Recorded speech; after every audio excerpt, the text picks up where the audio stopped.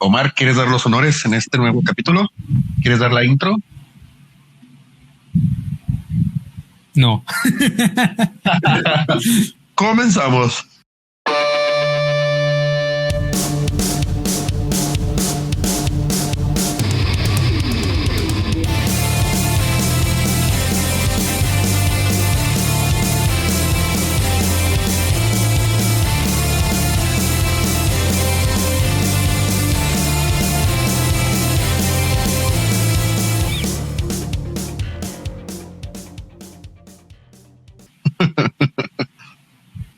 Hoy les traigo algo diferente a lo de nuestro primer episodio, obviamente.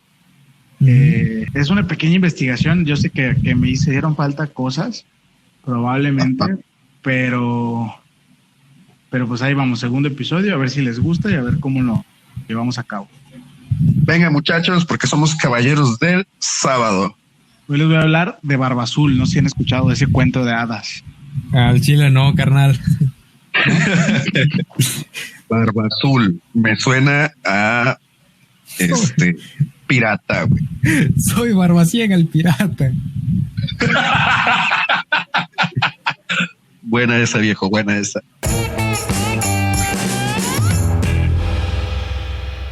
Barba Azul es un cuento de hadas europeo recopilado y adaptado por Charles Perrault en 1695 y se publicó en 1697 en su libro de cuentos de antaño. Barba Azul fue reimpreso en numerosas ediciones hasta la década de 1950, aproximadamente, cuando su popularidad cayó al considerarse una lectura poco adecuada al público infantil. Este es el cuento. En otro tiempo vivía un hombre que tenía hermosas casas en la ciudad y en el campo, vajilla de oro y plata, muebles muy adornados y carrozas doradas. Pero por su desgracia, su barba era azul, color que le daba un aspecto tan feo y terrible que no había mujer ni joven que no huyera de su vista. Chale, Una de sus vecinas, señora de rango, tenía 2 hijas muy hermosas. Le pidió una en matrimonio, dejando a la madre la elección de la que fuera su esposa. Ninguna de las 2 jóvenes quería casarse con él y cada cual le endosaba a la otra sin que una tomara una decisión. Mira, te habla tu tío. Patos, temporada de conejos. Ajá, ándale, exactamente así. Oye, mira, te está hablando tu tío. No, es tu primo, no, es tu tío. Tu padrino. Tu padrino. Un shout out al padrino.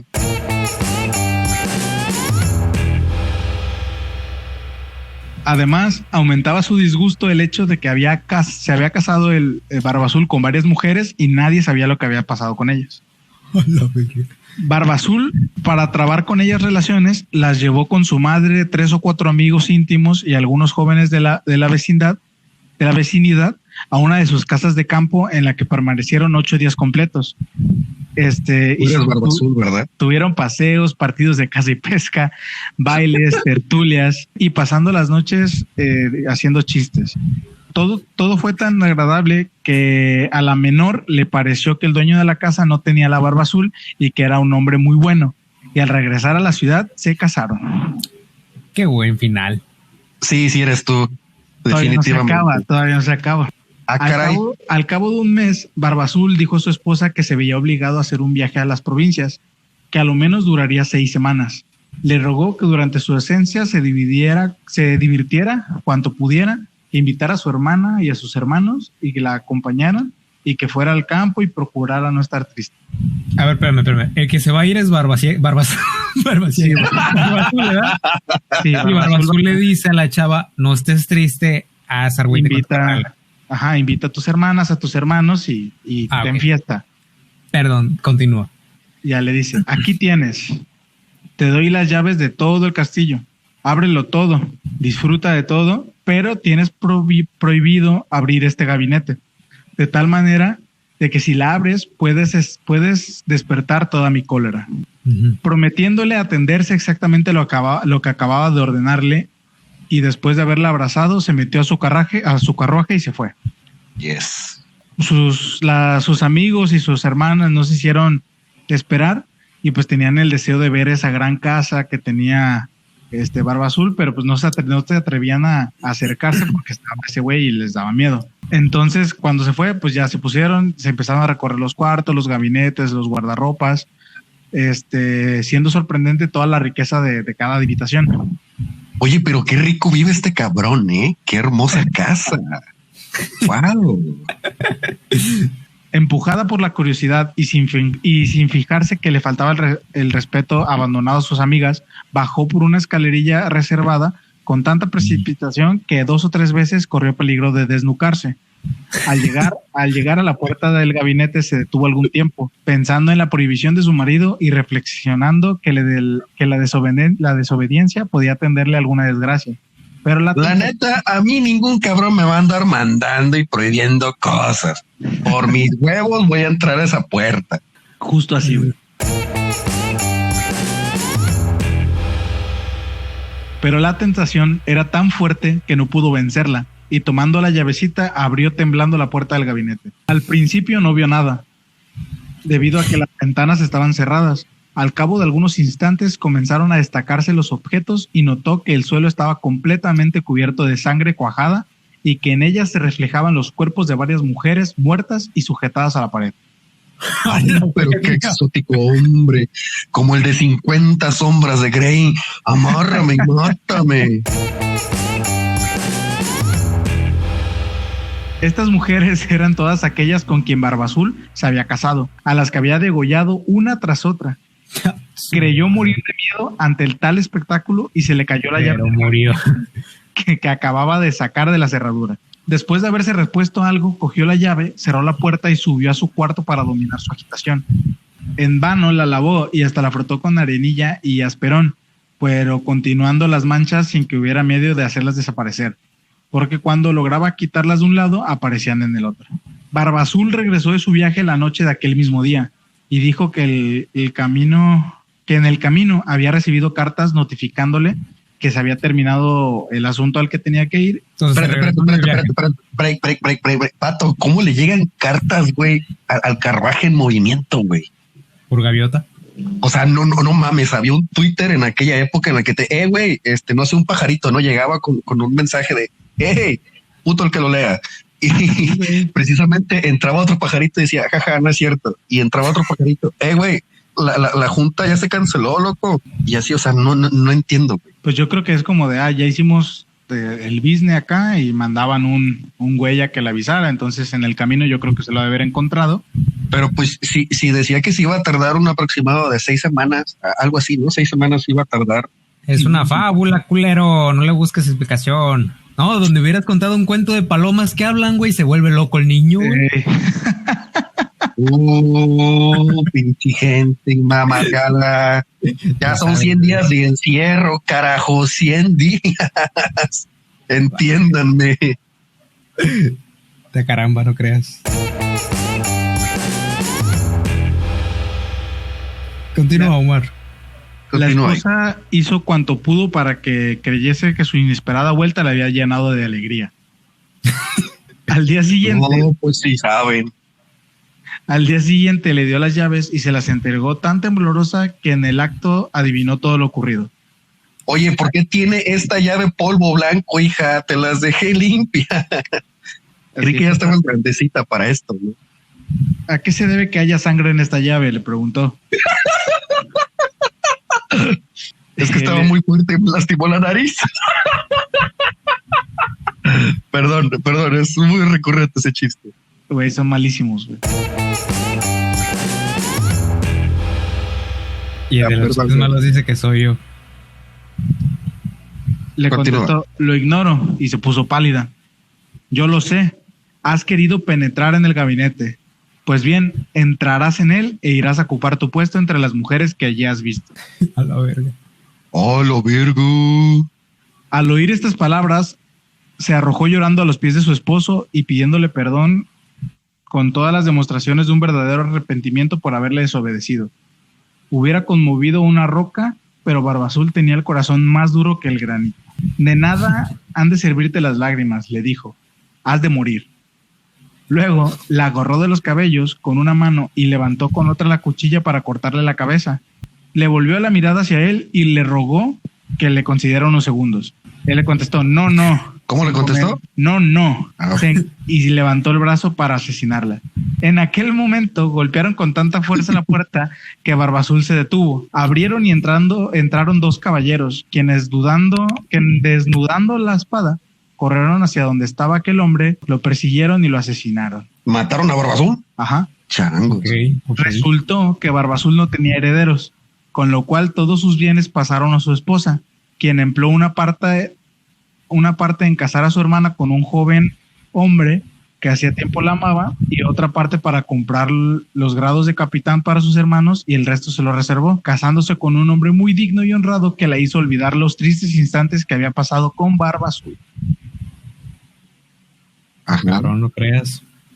Y ese es Qué bonito final. ¿Ya se acabó ahora sí? Ese es el final del cuento. Y entonces pasamos a esta segunda parte donde les traigo el verdadero Barbazul, el amigo, Ay, hijo de su pinche madre. el amigo necrófilo de Juana de Arco que asoló Francia. Se llama Gilles de Rais. No sé si se pronuncia así, pero así se escribe. A ver, algún compañero francés que tengamos por ahí entre la audiencia. No lo hay, gracias. Pues oye, qué interesante, ¿eh? Se escucha así como de... Esto se pone, pues, un poquito más denso. Gilles de Rais fue un noble francés del siglo XV que luchó en los años finales de la Guerra de 100 Años junto a Juana de Arco. Fue el peor abusador sexual de niños de todos los tiempos. En medio de la Guerra de 100 Años entre Francia e Inglaterra, Gilles de Rais destacó por su crueldad y temeridad en batalla cuando todavía era un adolescente imberbe. La compañía que él dirigía se hizo célebre por encabezar las cargas de caballería más temerarias. Su cadena de victorias le valió el nombramiento de mariscal de Francia y una heroica asociación con Juana de Arco, solo interrumpida por su captura a manos de los ingleses. Juana de Arco fue condenada por herejía y murió en la hoguera en 1431. Desde ese momento, Gilles de Rais se entregó en los más locos dispendios para satisfacer sus más caros caprichos y se convencía de que aquel mundo de intrigas palaciegas no era el suyo. Él era un hombre culto, aunque no reflexivo, ávido de riquezas para despilfarrar, tenía pasión por las artes, especialmente por la música, y se exacerbaba con los cantos gregorianos, llegando al éxtasis. Se dice que podía poseer una mentalidad psicopática originada en su infancia y que podía haber sufrido una gravísima esquizofrenia.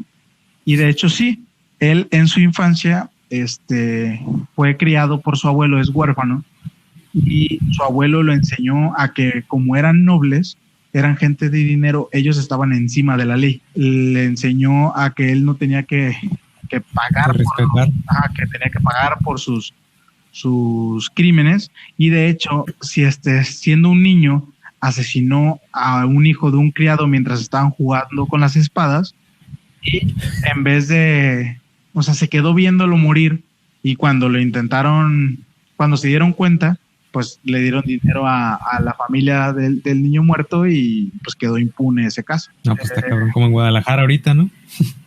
Pues es que es polémicamente lo que dicen que está pasando con el caso de Giovanni, que les ofrecieron bastante dinero con tal de que no presentaran una denuncia públicamente, digamos. O bueno, eso es lo que la familia, la madre de Giovanni estaba diciendo. Uh-huh. Sí, escuché eso. Que es exactamente el mismo caso, o sea, una posición de poder, que alguien comete un delito y es como de, mira, no te conviene a ti perder tu tiempo ni a mí ensuciarme las manos, entonces te voy a dar dinero, ¿no? Pues sí, justo así. De hecho, para él, Gilles de Rais es considerado el primer asesino en serie, güey, de la historia. Y el peor violador de niños de toda la historia, ¿no? Ajá, exactamente. De hecho, uno de los factores para que él presente ¿cómo se le llama? ¿Trastorno, Benja? No sé cómo se le llame a ser asesino serial. La neta, no. Te mentiría completamente, hermano. O sea, no sé cómo encasillarlo, pues, esta parte. Pero, no soy muy fanático de estas ondas de saber qué problemática tienen los asesinos seriales y todo esto. Pero, o sea, no soy me gusta, pero no soy así como sí, tiene tal trastorno y se puede hacer esto y tiene su papá y su mamá. Bueno, creí que había como una generalidad en donde los asesinos seriales caían en la psicología. Se me hace que sí, no lo tengo muy fresco, pero sí hay algo así. Pero entonces él sufrió como los abusos de niño, mató de niño y después, ya siendo mayor, después de estar en la guerra y todo, cuando matan a Juana de Arco, que se dice que él estaba enamorado de ella, es lo que detona que él se vuelva tal cual un asesino, un psicópata. Ante esta situación se vuelve hacia el esoterismo, buscando en la alquimia el modo de fabricar el oro que le faltaba. Se interesó por el secreto de la piedra filosofal, de hecho. Valió verga, compañeros. ¿Por qué? Hermano, cayó la ley. En el folclore, hasta lo que yo tengo entendido en la alquimia, se supone que hay como, bueno, otaku yo lo sé porque por una serie hay dos reglas. Una es que no puedes, la alquimia se basa en la equivalencia de si vas a cambiar 1 gramo por 1 gramo, ¿no? Uh-huh. Y bajo esa ley, pues nosotros que somos humanos estamos hechos de calcio, hierro, todos estos materiales que existen y que puedes conseguir en la realidad, ¿no? Bueno, fuera de un cuerpo humano. Pero que no puedes traer nadie a la vida porque no puedes traer la equivalencia de un alma. Y que traerías pues un cuerpo inerte, un pedazo de carne, digamos. Y la segunda regla es que no podías convertir piedra en oro o algo así, o cualquier cosa en oro, que porque el oro es una moneda del... No, el oro es como el talón de Aquiles de la humanidad ante Dios, porque es como de, aunque haya cosas más valiosas y todo, siempre el oro es lo que más nos ha llamado la atención. Entonces era como tipo la manzana del Edén, que era como de, pues no es nada malo que te la comas y no es nada malo que obtengas el conocimiento, pero por mamón no quiero que lo tengas. Uh-huh. Y lo mismo pasa con convertir oro en el folclore de la alquimia, según yo. Y de hecho, en esas épocas, según tengo entendido, era como hasta los mismos como reyes creo que tenían miedo de que alguien lo pudiera hacer. Y pues de hecho era ilegal practicar la alquimia. Pues es que si nos remontamos a esa parte de la historia, la neta no sé en qué o de dónde sea esta parte del rey Midas, uh-huh, que también tenía esta onda, ¿no? De que tocaba todo y lo hacían. Y de hecho... Pero era una maldición, ¿no? De que él era muy avaro y le habían dado poder. Pero entra como que en esta onda de lo del oro. Porque, por ejemplo, yo recuerdo en mis clases de química de la preparatoria, se me hace de la secundaria, se me hace que de la secundaria, que se hablaba sobre eso, sobre la creación del oro y que el hombre llegó a hacer muchísimas cosas relativamente, pues ahorita que digamos como experimentos de niño de cierta edad, que dice, voy a hacer esto, según yo creo que así va a ser, ¿no? Y tenía entendido que ciertos de aquel entonces alquimios, sí se llaman así, sí se pronuncia. Alquimistas de aquel entonces, de hecho utilizaban creo que la orina, creo que hay una pequeña fracción de la historia que habla sobre eso, que de la orina, ahí dejándolo fermentar el asunto, se creaba, se hacía oro, hacían oro, pepitas de oro.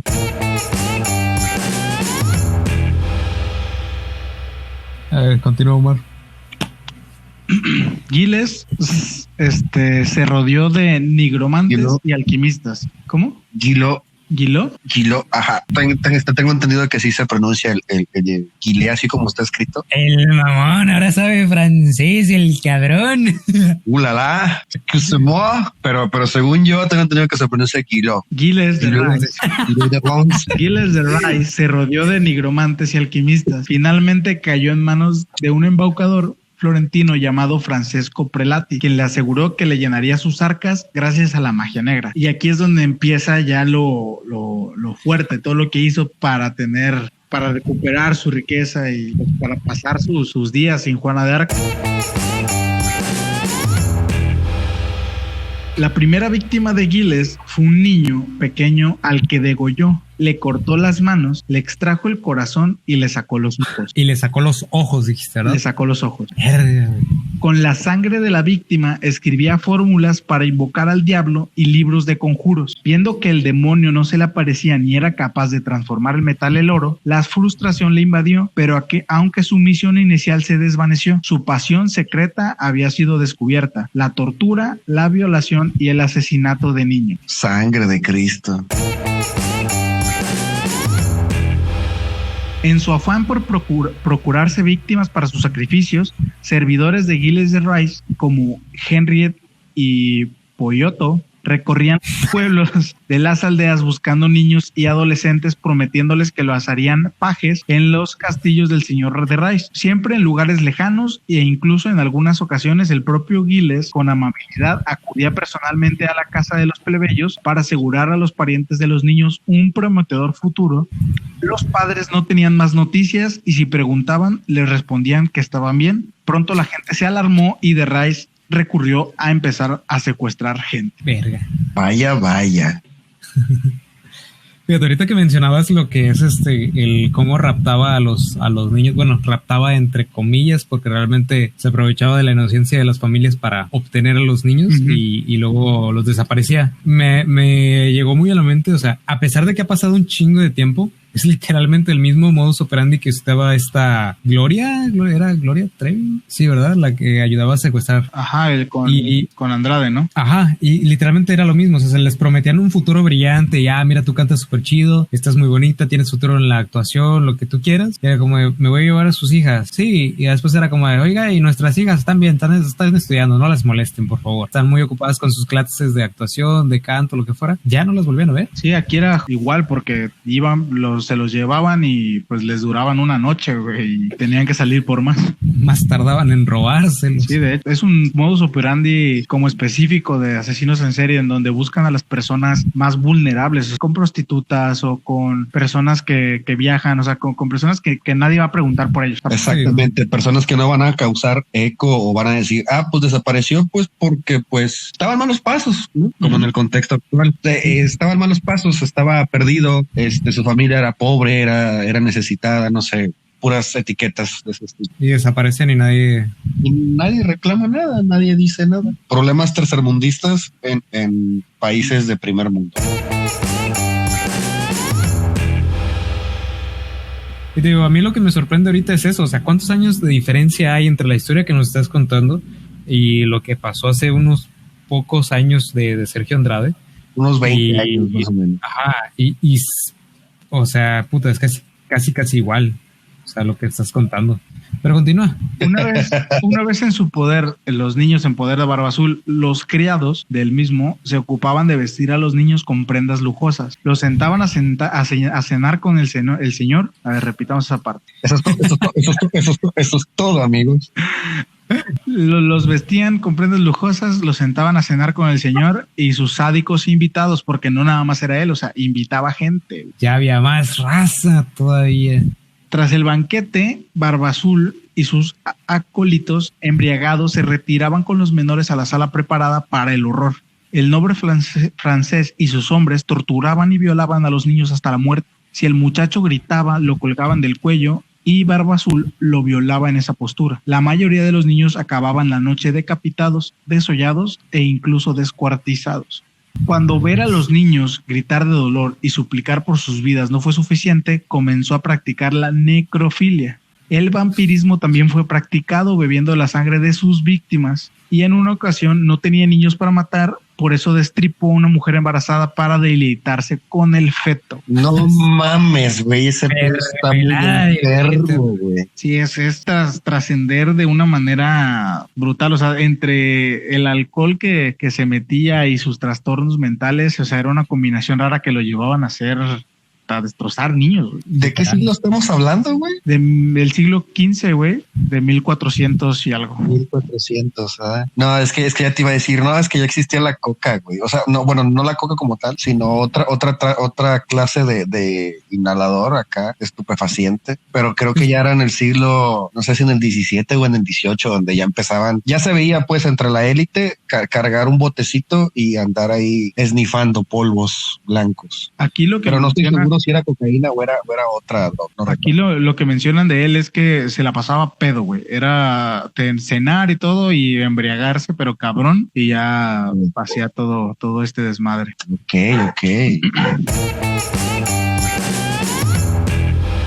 Los niños solían ser colgados de ganchos que se encontraban en la pared. Al escuchar los lloros y súplicas de los niños, Barba Azul fingía horror y los liberaba de los ganchos para cogerlos entre los brazos y calmarlos. Para cogerlos. No es chistoso, güey, no es chistoso. Perdón, pues. Cuando sentía que el niño se había ganado su confianza, sacaba la daga y le cortaba la garganta para luego violarlo. ¿Por la garganta? O sea, violarlo por la garganta. Eso entendí yo. Le cortaba la garganta y luego lo violaba, güey. Y luego lo violaba, verga. El niño continuaba vivo durante todo el proceso, ya que Barba Azul cortaba lo suficiente para dejarlo únicamente paralítico. Cuando terminaba de violarlo, cortaba hasta la médula espinal para que el niño muriera. También solía golpearlos en la cabeza con garrotes con espinas hasta que el cráneo reventaba y el cerebro salía para luego comérselo. Este güey estaba así como... Sí, estaba malito, pues. Ya vi. Entiéndanlo, estaba malito, tenía ahí su problema. Culpa. Sí. No, y luego te fijas, por ejemplo, dicen que el cuento que les leí al principio está basado en este cabrón. Dicen que está basado en muchas cosas, pero se supone que está basado literal en este güey. Entonces tú ves el cuento que era para niños de, mataba a sus esposas, y después ves a este cabrón que es como de, güey, eso te puede pasar si andas de chismoso, o sea, porque me imagino que esa era como que la moraleja, ¿no? De la historia. De hecho, yo pensé que nos ibas a dar una moraleja del cuento de Barba Azul, güey. Encontré varias moralejas, pero mejor dije, a ver si ellos sacan una moraleja. Chale, eso no va con la onda. Después de cada sangrienta noche, Barba Azul salía al amanecer y recorría las calles solitario, como arrepintiéndose de lo hecho. Juraba y rejuraba no volver a repetir sus crímenes y que quería viajar a Tierra Santa para redimirse, mientras sus secuaces quemaban los cuerpos inertes de las víctimas. El temor se apoderó de los habitantes de los pueblos. Los criados tuvieron que ampliar su campo de acción, con lo que el pavor se extendía más y más, hasta que las murmuraciones se convirtieron en gritos que llegaron a las más altas autoridades. Es donde ya también ves, o sea, si ahorita de repente pasa algo así y se investiga o se investiga a medias, o pasan muchas desapariciones y dicen, no, pues ninguna tienen relación una con otra, pues nada más es como, no, pues mataron gente y ya, ¿no? Pues de hecho, que aquí en México no hay asesinos seriales porque no los vinculan y ya. Exactamente. De hecho, y no voltean a verlo o no voltean a ver esa clase de problema hasta que no se ve involucrado alguien de la élite. Ándale. O cuando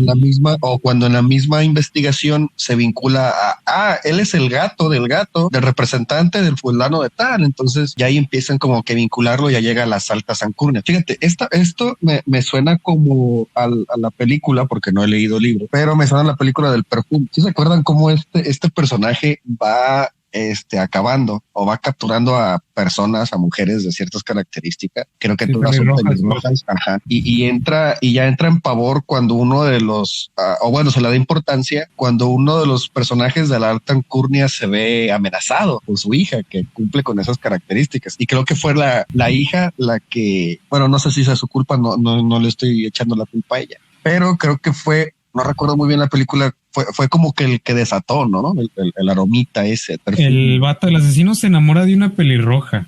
Y creo que la mata, si no mal recuerdo. Sí, es que la empieza.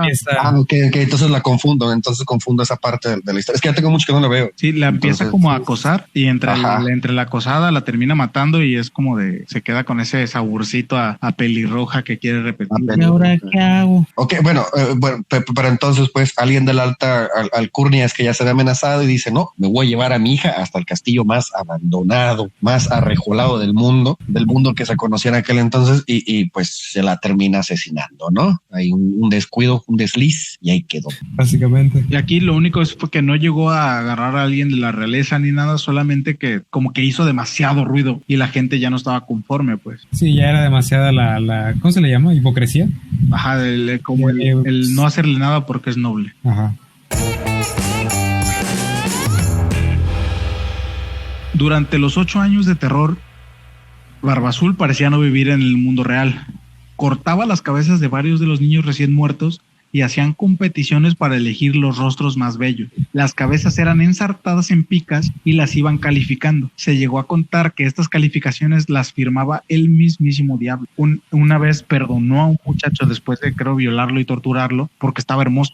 Pinche perdón culero, güey. No, pues no lo mató. Ya todo mancillado. Bueno, o sea, sí, de los males el mínimo, ¿no? Pues te perdono, ya así como...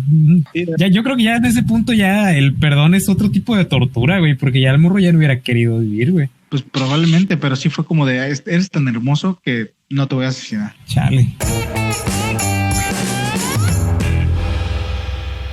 Sigamos, pues.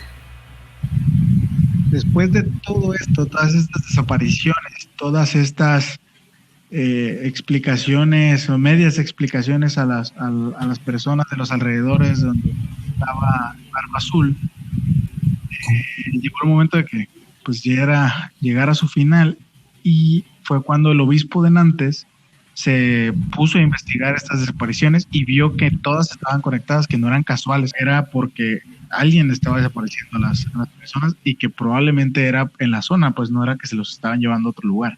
Ok. Entonces, fíjate que yo siempre he sentido que cuando son este tipo de casos de poder, aunque estemos hablando de hace cientos de años, de alguna manera ya saben, pero es tanto el descaro que ya no se pueden hacer de la vista gorda. Porque, por ejemplo, en este tiempo el clero tenía muchísimo poder. No es como para que no puedas decir, creo que cierto noble está haciendo este tipo de cosas, ¿sabes? O sea, sigo trayendo a lo mejor ese tipo de pensamientos de qué cabrón que desde hace 100 años o 200 años las cosas parece ser que no han cambiado tanto. No, pues al momento son como 600 años, güey. O sea, de que pasó esto hasta acá son 600 años. Son muchos años, son más de 3. Bien. Entonces arrestan a Barba Azul, güey. Empiezan a interrogarlos, empiezan a destapar cosa tras cosa tras cosa. Y en el juicio pasaba del insulto a los jueces al hundimiento más absoluto. El hundimiento de él al sentirse como culpable, digamos, por esta como trastorno de personalidad que les comentaba. Él se declaró... Un segundo era el vato más poderoso. Era como, a mí ustedes me la pelan, no sé para qué estamos aquí. Y de pronto era como de, no, ya, por favor. Ajá, más o menos así, como un matiz así, de donde eran todos no me merecen, yo estoy con el diablo, etc, etc, y de repente era como, perdón, creo que sí la cagué, exacto. Okay. Upsi.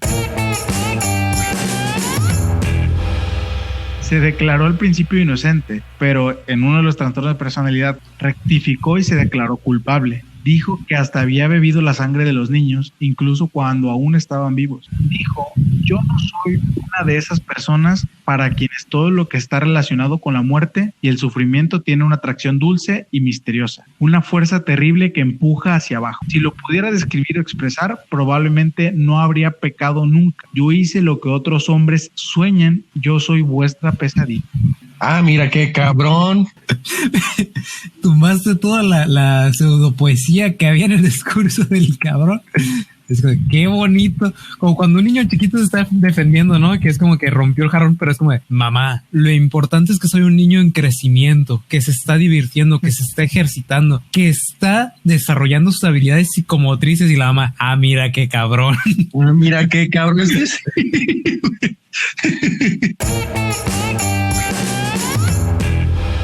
Fueron confesiones tremendas, güey. Toda Francia se convulsionó, ya que la gente no se creía que uno de sus héroes de la Guerra de los 100 años fuera un hombre tan vil. Se llegaron a constatar 200 víctimas. Fue condenado por asesinato, sodomía y herejía. De hecho, en esta última versión que armé, o sea, decía que eran 200 casos, pero si se ponían a contar y ver las desapariciones que había habido entre todas sus propiedades, alrededor de sus propiedades y todo, contaban hasta 700 niños. Puta madre, güey, 700 cabrones, güey, o sea, vuelvo a lo mismo, no puedes no darte cuenta que alguien está desapareciendo 700 personas. No sé, desde mi punto de vista... Pero fíjate, guarda todo esto para el final, porque parece, o sea, hasta el día de hoy la historia cambió. Okay.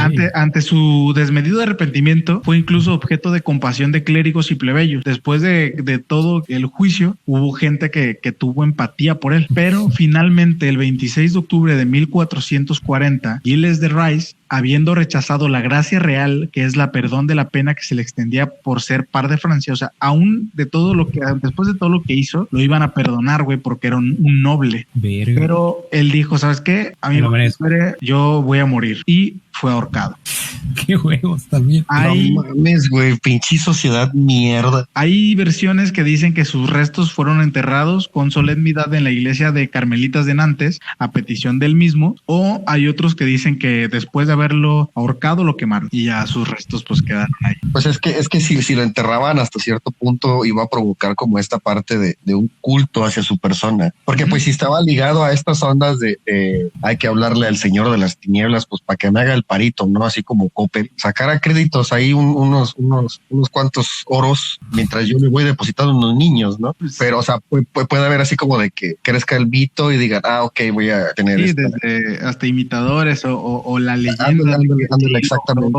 Sí logró él hacer muchas cosas y que más gente empezara a matar nomás por... Ajá. Creo que sería más factible en aquel entonces, si es que no estaba tan penado, pues sí, o sea, ahorcarlo y darle quema, ¿no? Darle fuego, darle candela. Lo común, de hecho, según yo, Juana de Arco murió así también, creo que la colgaron y la quemaron. Sí, ahí sí. Yo tengo entendido que la quemaron viva, porque he visto mucho contenido, mucho meme así súper irónico, en la cual la ponen a ella sufriendo y a un lado, de hecho es muy compartido ese meme, de que a un lado de donde está, no sé si es una escultura o la pintura de Juana de Arco quemándose, hay un extintor. Y es como de, la ironía. Según yo es como el mito popular que la quemaron viva porque las brujas en ese tiempo, o más bien a las mujeres, las quemaban por brujas popularmente. Pero Juana de Arco fue todo un personaje, güey. Yo no lo vinculo a esa parte de que sea... No, es que ella la quemaron por herejía. Ella era por rebelde. Juana de Arco pues encabezó parte de esta guerra, güey. Hizo como el gran aporte para que se terminara este desmadre. Y cuando de repente los ingleses la logran capturar, güey, políticamente fue como de los franceses dijeron, ¿sabes qué? Quédatela, güey, no nos interesa. Pues entonces por eso se culpó como de herejía, o sea, por ser mujer y por esas épocas oscuras. Fue como la fácil para deshacerse de ella y pues le favoreció, en teoría, pues, a Francia y tanto a Inglaterra. Pues fue a atar cabos sueltos. Y aquí, Charlie, es donde te digo que guardaras todas esas teorías. A ver, tráelo a la mesa. Porque para el 9 de noviembre de 1992, un tribunal de notables franceses declara al inspirador de Barba Azul, a Gilles de Rais, inocente del delito de brujería y de haber violado, torturado, sodomizado y asesinado a cientos de niños en los años que precedieron a su condena por la Inquisición, ejecución en la hoguera en octubre de 1440. ¿Por qué? Porque no había pruebas.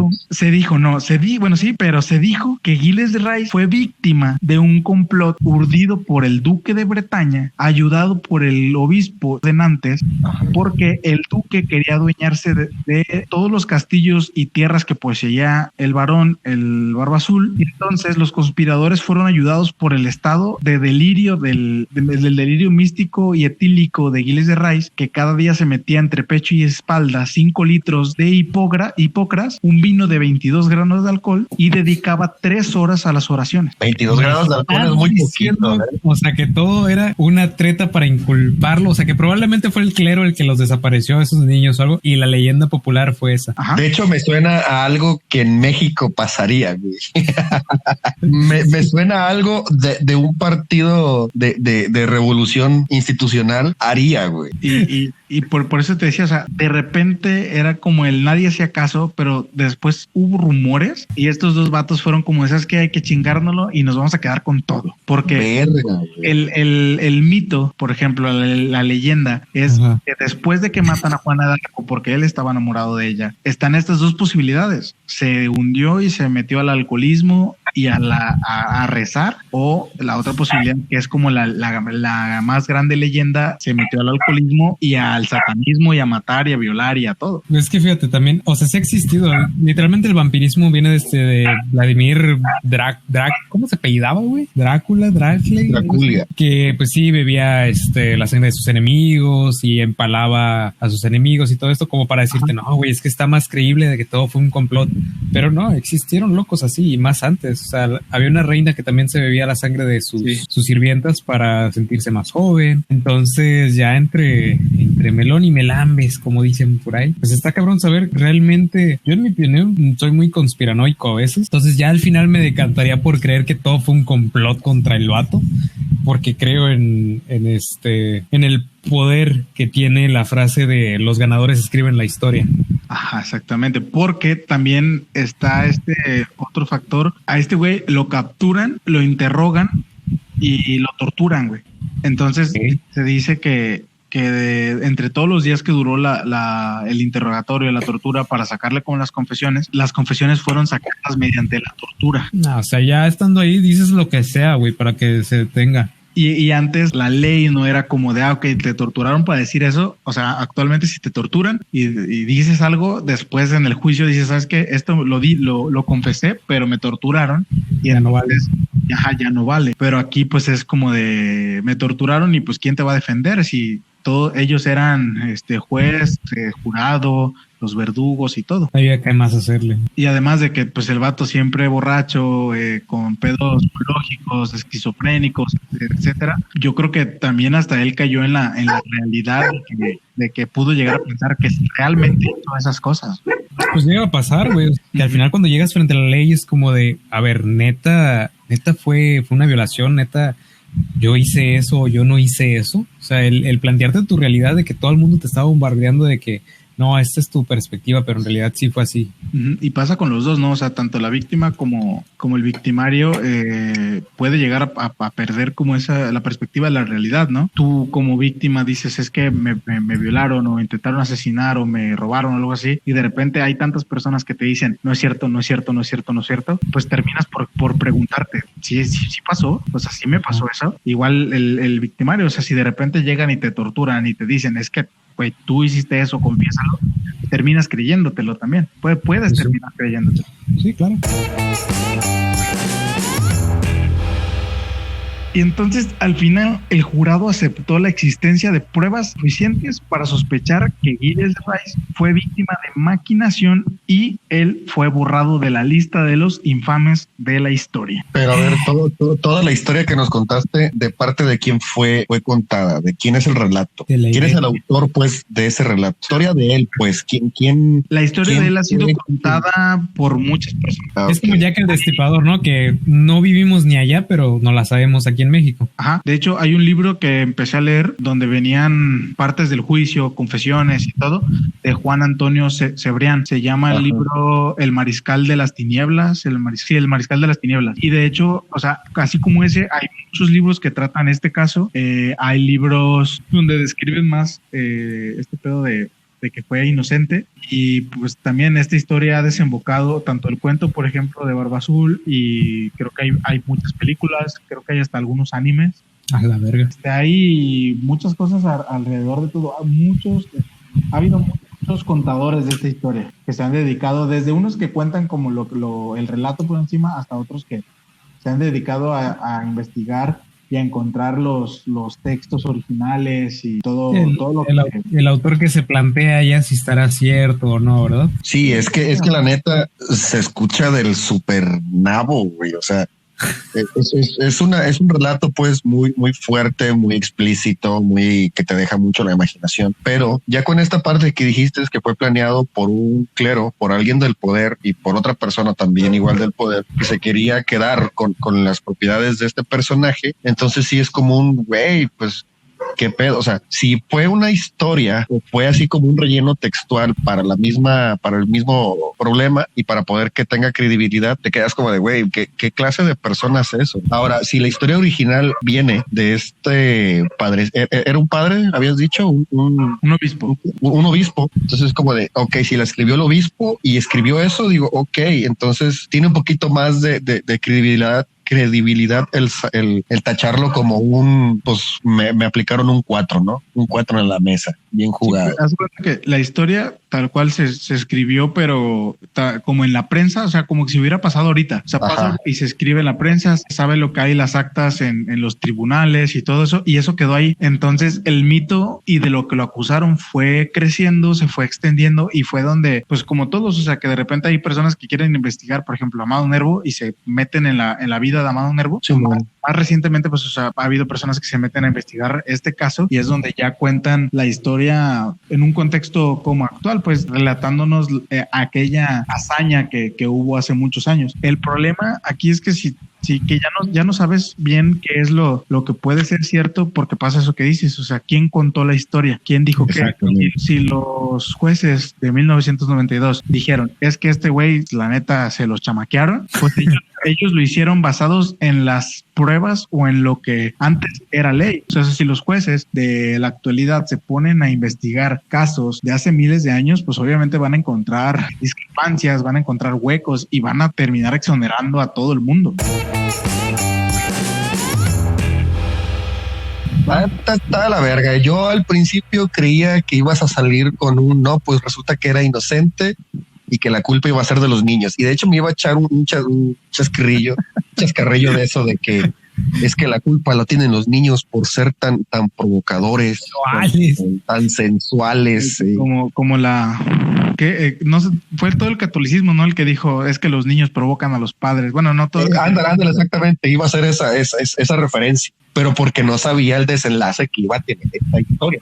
Ustedes, amigos que están completamente tranquilamente y que el compañero Omar los acaba de torturar. Y que no están malitos como yo para hacer eso. Que no están malitos como yo para hacer este podcast y escuchar esa historia. A ustedes que el compañero Omar ya les ha dado una imagen muy desgarradora, que ha hecho a su imaginación trabajar y que pues a lo mejor les arruinó quizás una cena, una comida o un desayuno. Pues la neta está fuertecito, ¿no? Güey, hay gente que le gusta esto, güey. Yo soy bien miedoso, güey, pero ya estoy agarrando toda esta cultura y estoy tomando fuerza. Abrázala, Omar, abrázala. La neta, yo no, bueno, a mí no me gusta lo personal, así como que entrar a detalle. De hecho, quité muchas cosas, güey, porque sí dije, no, es que va a estar muy cabrón, güey. Hay una parte que iba a poner de la declaración en donde el vato decía, era muy específico con cosas que hizo y era muy sádico y era como de yo vine a hacer, como la partecita que sí les incluye, o sea, yo vine y hice lo que otras personas quieren hacer y no hacen. Y dije, no,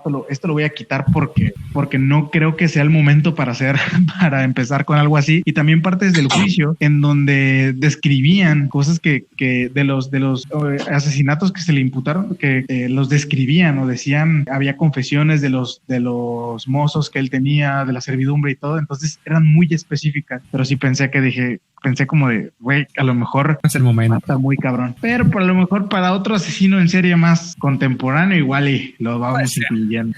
La neta estuvo bueno el tema, güey. No, pues la neta, de hecho te iba a preguntar, ¿a qué salió todo este tema, güey? ¿Por qué tu morbo o tus ganas de hablar de esto? Estaba buscando cómo matar niños y me salió, güey, fíjate, se me ocurrió. Estaba buscando la manera de justificar lo que acabo de hacer y creo que ya todos entendieron, ¿no? Que es muy bien y que la culpa la tienen ellos por ser tan dulces y atractivos y tiernos. Maldito enfermo. Fíjate que quiero hacer de este podcast. No quieres hacerlo, amigo. No, perdón. Quiero hacer de este podcast algo tal cual, o sea, muy misceláneo. El primer capítulo hablamos de superpoderes.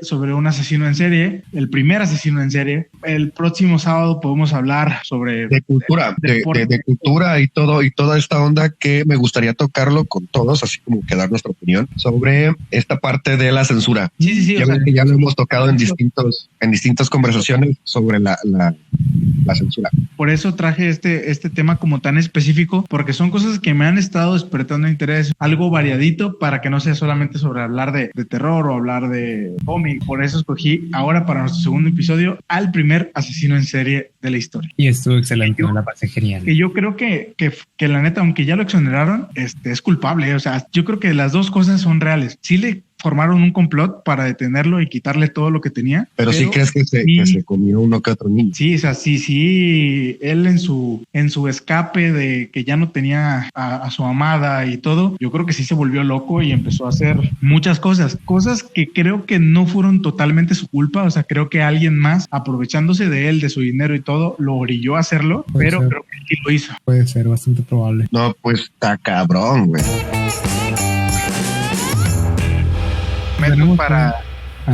Para los siguientes episodios traer una investigación un poco más perfeccionada. Esta fue la primera, entonces ahí vamos a irlo perfeccionando para que sea buena para nosotros poderla llevar y que los que nos están escuchando se diviertan también. Claro. De mi parte es todo, señores. Me encantó el tema de hoy. A mí me dio miedo. No dejen de escucharnos cada sábado en Spotify, en varias otras aplicaciones para podcast, en YouTube, en nuestro canal oficial Caballeros de Sábado. Tenemos Facebook, tenemos Instagram, igual Caballeros de Sábado. No sé si quieran dar sus redes personales. Pues a mí me pueden encontrar en Twitch como de Zulum, DZ, y pues ahí tienen mi canal de ilustraciones nada más. No sé tú, Benja. Conmigo me encuentran en @ilustraciones básicas, ilustraciones_básicas. Ahí subo un poco de contenido en cuestión de ilustraciones y así tal cual el nombre. Efectivamente son ilustraciones súper básicas que cualquier diseñador gráfico podría armar. Entonces ahí los espero. No estoy subiendo contenido tan constantemente, pero créanme, me esfuerzo en dar buena calidad. Muy bien, señores. Muchas gracias, caballeros. Nos vemos el próximo sábado. Adiós. Y aquí es donde aparecen las cortinillas, ¿eh?